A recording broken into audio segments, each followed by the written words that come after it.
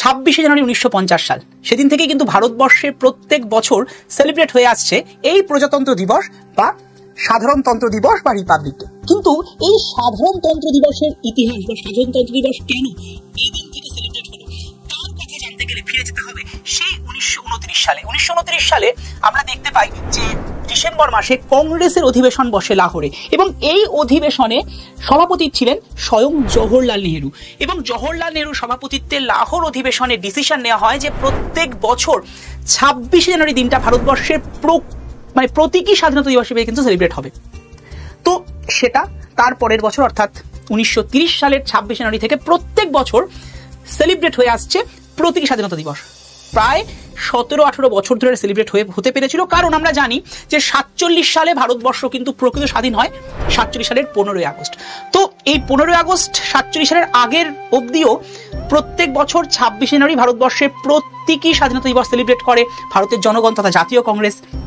কিন্তু এরপর যখন প্রকৃত স্বাধীন হয় ভারতবর্ষ 15ই আগস্ট, তারপর এই দিনটাকে 26 জানুয়ারি দিনটাকে কিন্তু জাতীয় কংগ্রেস তথা ভারতবাসীরা সেলিব্রেট করতে পারে না। কিন্তু জাতীয় কংগ্রেসের মনে কোথাও গিয়ে একটা কোথাও গিয়ে একটা ক্ষোভ রয়ে গেছিল। কিন্তু সময় বা সুযোগ তো সবসময়তেই আসে আমাদের কাছে। তো জাতীয় কংগ্রেস এরকম একটা সুযোগ পেল 1949 সালে, যখন কিনা দেখা গেল 1949 সালে 26 নভেম্বর আমাদের সংবিধান রচনা কমপ্লিটেড। এই দিন সংবিধানকে কার্যকারী করার কথা, কিন্তু জাতীয় কংগ্রেসের যারা প্রধান তারা গণপরিষদ অর্থাৎ সংবিধান যারা লিখেছিলেন সংবিধান সভার সদস্যদের কাছে একটা নিবেদন রাখলেন যে তারা যেন আর হাতে গোনা 2 মাস ওয়েট করে যায় সংবিধানকে কার্যকারী করার জন্য। তাতে কি হবে?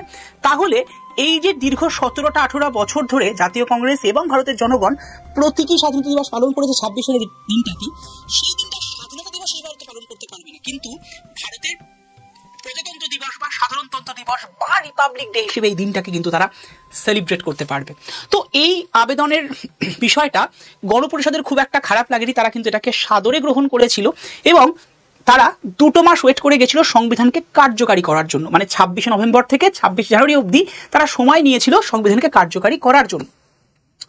এবং আমরা দেখি যে 26 জানুয়ারি এরপর কিন্তু 1950 সালে 26 জানুয়ারি ভারতবর্ষের সংবিধান কিন্তু অফিসিয়ালি কার্যকর হয়ে যায়।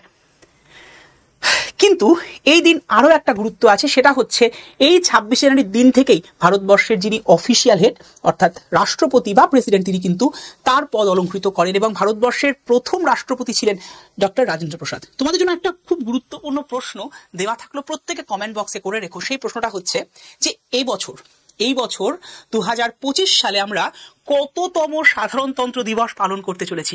প্রত্যেকের আনসার আমরা চাই এই কমেন্ট বক্সে দিয়ে রেখো। সকলে ভালো থেকো। জয় হিন্দ, বন্দে মাতরম।